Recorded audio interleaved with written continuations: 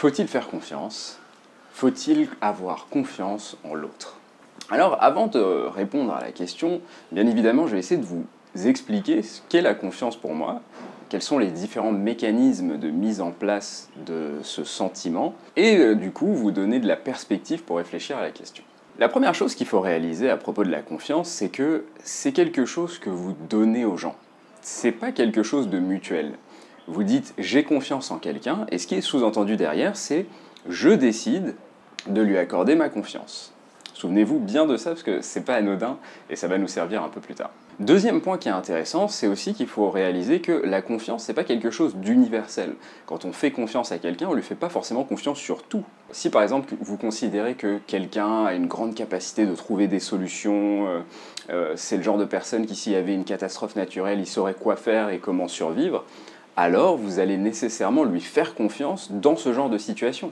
Mais vous n'aurez peut-être pas confiance en lui pour gérer la comptabilité de votre société ou quelque chose dans le style. C'est un autre point qui est très intéressant. Maintenant, rentrons dans le mécanisme même de faire confiance à quelqu'un. Pour moi, il y a deux types de manières d'accorder cette confiance.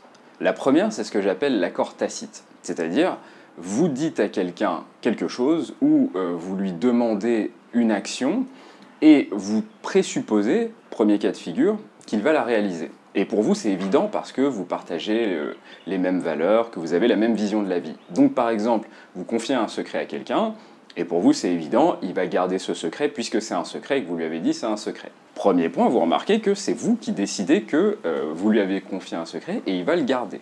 Deuxième cas de figure, prenons toujours l'exemple du secret, vous confiez ce secret à quelqu'un et vous lui dites « je te confie un secret, il ne faut pas que tu le répètes ».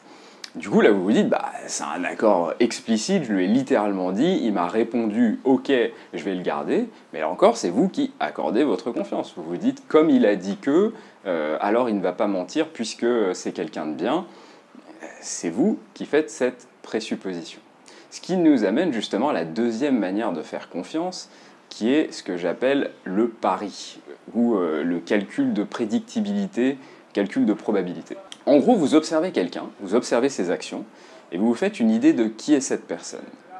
En vous basant sur cette idée, vous partez du principe que vous savez comment la personne va réagir dans telle et telle situation donnée. Du coup, en réalité, vous décidez de lui faire confiance, non pas parce qu'il a quelque chose à l'intérieur de lui qui fait qu'il mérite votre confiance, mais simplement parce que vous pensez que vous savez comment il va agir. Donc je vous donne un exemple. Vous regardez quelqu'un et il est toujours gentil avec les enfants, il prend toujours vachement soin des enfants, il est très prévenant, etc. Si un jour vous connaissez quelqu'un qui a besoin de faire garder un de ses enfants, vous allez penser à lui parce que vous lui faites confiance. Mais vous lui faites confiance parce que vous l'avez vu et vous estimez que ce que vous avez vu va être la continuité de ce qui va se passer dans le futur. Mais ça, c'est vous qui faites cette supposition.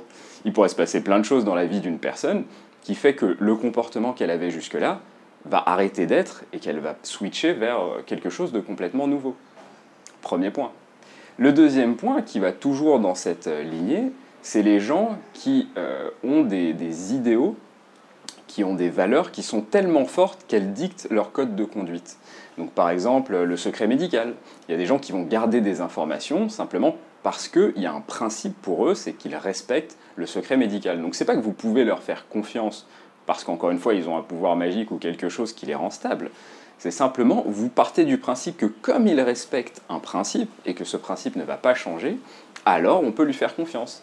Mais là encore, vous ne savez pas. Vous ne savez pas. Peut-être qu'il respecte le secret médical, mais que si quelqu'un le menace ou menace sa famille, eh ben, il va révéler le secret. C'est vous qui partez du principe que comme c'est quelqu'un d'honnête, ce qui est encore une fois une probabilité, vous supposez qu'il est honnête parce que vous l'avez suffisamment vu honnête, alors vous partez du principe qu'il va suivre son principe. Mais ça, c'est un piège. Donc si vous réfléchissez bien, la question de la confiance, je la trouve très intéressante parce que c'est une question, en fait, de comment vous voulez interagir avec les autres. C'est pas la question de comment les autres sont. Et j'irai même plus loin, c'est très intéressant parce qu'il y a beaucoup de gens qui se sentent trahis dans la vie de plein de manières différentes. Ça peut être parce qu'on a révélé des choses sur eux, parce qu'on les a pas protégés d'un truc, ça peut être parce qu'on leur a menti, ça peut être l'infidélité, peu importe. Dans tous les cas de figure, le point en commun, c'est que c'est vous qui avez donné votre confiance à quelqu'un, C'est vous qui avez supposé que vous aviez un accord qu'il allait respecter. C'est vous qui avez supposé que, l'ayant observé suffisamment, vous saviez qu'il n'allait pas faire ce que vous ne vouliez pas qu'il fasse. Et c'est vous, à la fin, qui êtes surpris que finalement la personne ait changé de direction. Mais en réalité, personne ne peut vous trahir. La seule personne qui peut vous trahir, c'est vous-même. Parce que vous avez supposé quelque chose, alors que la réalité est bien plus complexe. Donc voilà, j'espère que cette petite vidéo et ces petites idées feront un bout de chemin dans votre esprit et amélioreront votre vie, pourquoi pas. N'hésitez pas à laisser des commentaires si vous avez des questions et si j'ai pas répondu à certains aspects ou n'ai pas ajouté certaines nuances. Et à très vite.